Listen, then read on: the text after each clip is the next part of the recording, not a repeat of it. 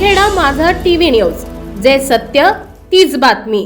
शिंदखेडा शहराला पाणी पुरवठा करणाऱ्या सुकवत येथील तापी नदीच्या विहिरीचा वीज पुरवठा ऑगस्ट 2025 पासून खंडित करण्यात आला होता।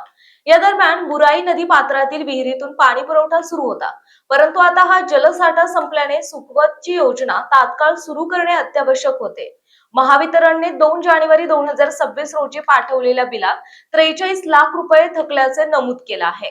पाण्याची गरज लक्षात घेता नगराध्यक्ष कलावती माळी, गटनेते राकेश माळी आणि नगरसेवक यांच्या सूचनेनुसार 13 जानेवारी रोजी 1 लाख रुपये भरण्यात आले। महावितरण कंपनीने अजून बिल भरण्याच्या सूचना दिल्या। नगरपंचायतीकडे मर्यादित निधी शिल्लक असताना देखील अत्यावश्यक भाग म्हणून 19 जानेवारी रोजी पुन्हा 4 लाख रुपये थकीत वीज बिलात भरण्यात आले। उपमुख्यमंत्री नामदार अजितदादा पवार, पालकमंत्री नामदार जयकुमार रावल यांनी मोलाचे सहकार्य केले। नामदार अजित पवार यांनी ऊर्जा विभागाचे सेक्रेटरी लोकेश चंद्रा यांना आदेश दिले। या घडामोडी जिल्हाधिकारी यांना देखील विनंती करून खंडित वीज पुरवठा सुरळीत करण्याबाबत पत्र दिले। वीज पुरवठा सुरळीत होऊन पाण्याची चाचणी घेत असताना तालुक्यातील 85 गाव पाणी योजनेच्या कामात आपल्या शहराच्या योजनेचे पाईप तुटल्याचे निदर्शनास आले। त्यांना परिस्थितीचे गांभीर्य लक्षात आणून देण्यात आले।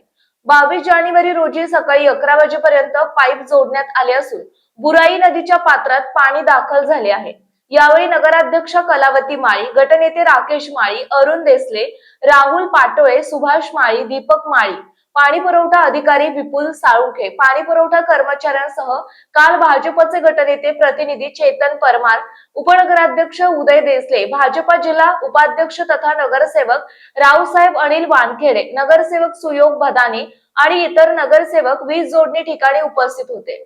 दरम्यान नागरिकांनी सत्य परिस्थिती समजून घेऊन सहकार्य करावे, अफवांवर विश्वास ठेवू नये असे आवाहन नगराध्यक्ष कलावती माळी यांनी केले आहे।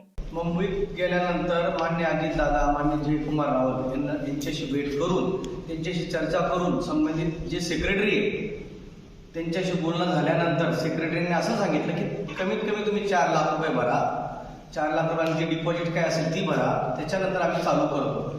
याच्यामुळे याला सहकार्य मान्य अजितदादा आणि जयकुमार भाऊ रावल आणि आमचे सर्व नगरसेवक यांनी खूप सहकार्य केलं। त्याच्यामुळे आज ही लाईन चालू झाली। पण वस्तुस्थितीमध्ये आपल्याला 43 लाख रुपयाचे मे 2026 अखेर MSEBीने भरावं असं आपल्याकडून त्यांनी माहिती लिहून घेतलेलं आहे। म्हणून नागरिकांना हे आव्हान आहे याच्या मार्फत की पाणी पुरवठा आपला येत्या 2 दिवसामध्ये आम्ही सुरळीत करण्याचा प्रयत्न करतोय। त्याला कदाचित विलंब होऊ शकतो, परंतु ही दिरंगाई आपल्या समोर आली पाहिजे। याच्यामध्ये सर्व येथील उपस्थित असणारे नगरसेवक जे आहेत आणि आमचे जे समर्थक कार्यकर्ते आहेत सगळे, या सगळ्यांचं या ठिकाणी श्रेय आहे। कोणी या गोष्टीचं श्रेय घ्यायचं याच्याबद्दल आम्ही काही आमचं दुमत नाही, फक्त आमचा प्रामाणिक प्रयत्न शहराला नियमित पाणी पुरवठा करणं हा।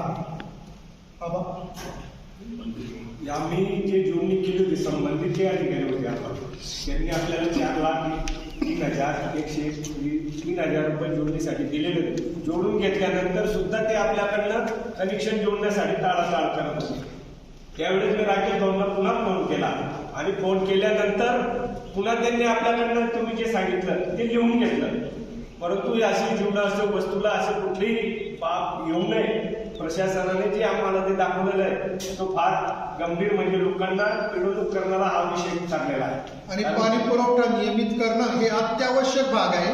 आमच्या निदर्शनात ही गोष्ट आल्यानंतर तात्काळ आम्ही पावले उचललेली आहे। भविष्यात या पद्धतीची टंचाई निर्माण होणार नाही याकरता आम्ही प्रामाणिकपणे प्रयत्न। गेल्या 7-8 दिवसापासून हा त्रास होत होता।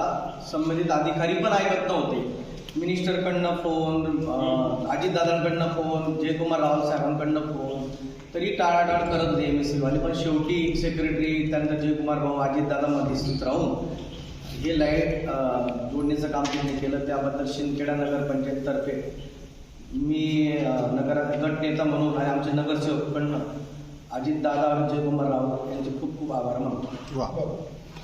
योजनेच्या कामावर आम्ही या ठिकाणी आहोत। सर्व नागरिकांना वस्तुस्थिती निदर्शनास यावी याकरता हा व्हिडिओ आपल्या समोर आणत आहोत। या ठिकाणी इथले जे 2 आपले इलेक्ट्रिक पंप सेट आहेत, 3 आहेत एकूण, त्याच्यापैकी 2 आता सुरू व्हायचे आहेत आपल्याला। परंतु ऑगस्ट 2025 पासून इथले आपण लाईट जोडणी खंडित केलेली होती, कारण बुराई नदीमध्ये पाणी होतं. तिथले इंटेक विहीर जे आहे तिथूनच आपल्याला पाणी पुरवठा होत होता. पण बुराई नदीमधलं पाणी स्रोत अचानक कमी झाल्यामुळे हे आपल्याला सुरू करणं भाग होतं.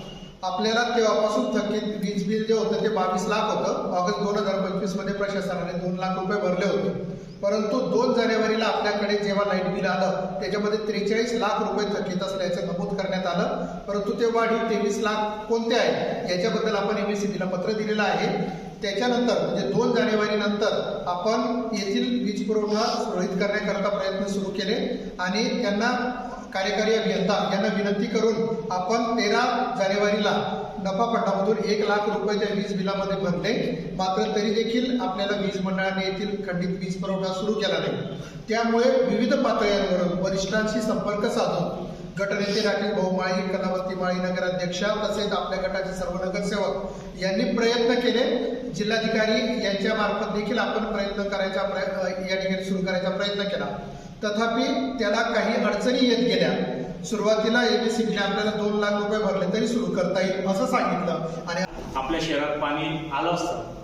कालपासून वीज जोडणी नाही आल्यानंतर भरपूर लोक श्रेय घ्यायला आले, पण ते पडद्यामागे काय घडलं, काय कसं घडलं ते त्याची कदाचित त्यांना कल्पना नव्हती. सोशल मीडियावर फार ॲक्टिव्ह राहणारे कार्यकर्त्यांना एक गोष्ट मी काल विचारलं होतं की आपल्या बाजूला आपले जे सिंदखेडा शहराचे जे ॲक्वेल आहे त्याच्या बाजूला जे दुसऱ्या योजनेचं काम चालू आहे खेड्या गावाचं 85 गावाच्या पाणी पुरवठा त्याच्या ठेकेदाराच्या हलगर्जीपणामुळे आपल्या गावाची जी पाणी पुरवठा करणारी पाईपलाईन आहे ती त्यांच्या JCBने फुटून गेली होती.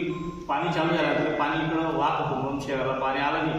ही संबंधित ठेकेदाराची चुकी होती. आता त्याचे काम रात्र 12पर्यंत चाललं तरी आता सकाळी ते वेल्डिंग झालं त्याच्यात. याच्या पुढे आपल्या शहराच्या पाईपलाईनला किंवा आपल्या विजेच्या कनेक्शनला काही प्रॉब्लेम आला तर संबंधित ठेकेदार आणि त्याची यंत्रणा जबाबदार नाही. नगरपंचायत त्यांच्यावर फौजदारी स्वरूपाची गुन्हे दाखल केली. मुख्य संपादक यादवराव सावंत.